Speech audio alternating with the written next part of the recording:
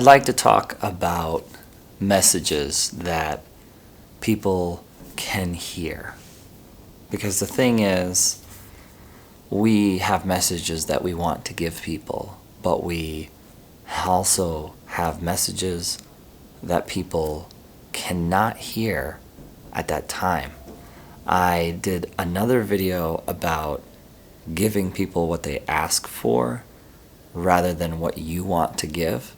And if I forget to link to that in the comments or the description, I would appreciate it if somebody else would link that in the description or comments, and everybody else would like that because it ties in with this.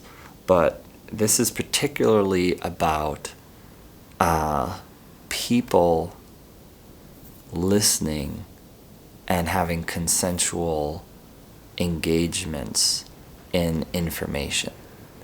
Because oftentimes I have a good friend that makes a lot of logical arguments, but he has a huge flaw.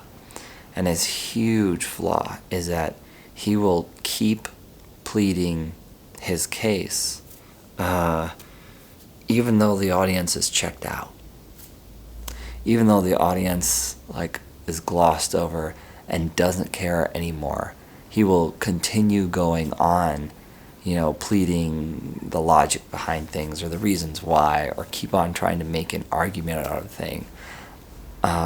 When I'm looking at the situation and I can already see, I don't know who you're doing this for, but the person that you're talking to, they're checked out.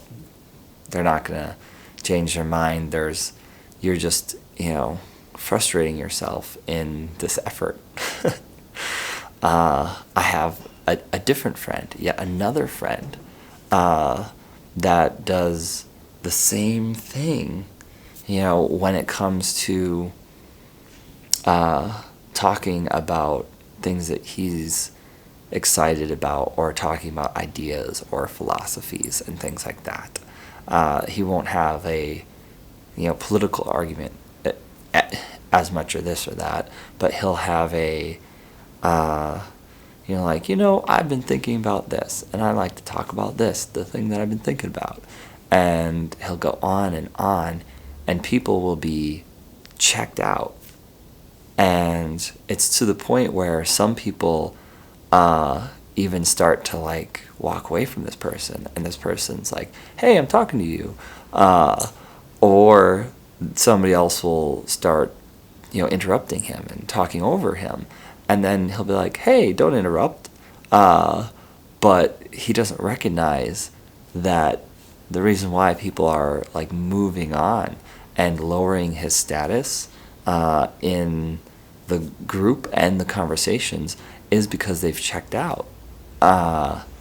And it's interesting because I feel like he has some awareness that people are kind of checking out, but instead of being sensitive to people checking out, he tends to get into a panic a little bit about it and tries to reach them even more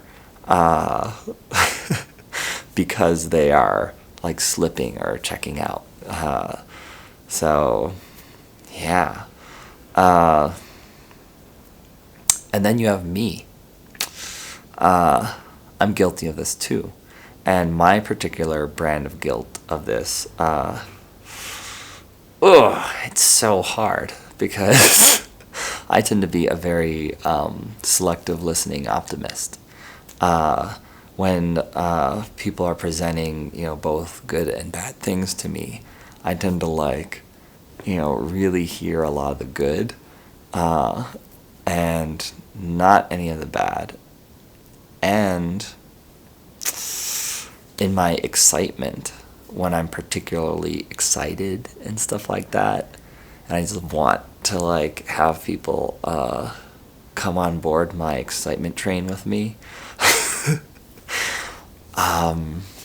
I tend to not listen as much when their between the lines cues are, I don't want to be happy right now, Nick. I trying to like keep the like fun train going, even if there's resistance. I feel like a lot of that comes from my work, because as a clown, part of my job is to bring people to those elated places, and I take a lot of my work home with me, unfortunately. Uh, and yeah.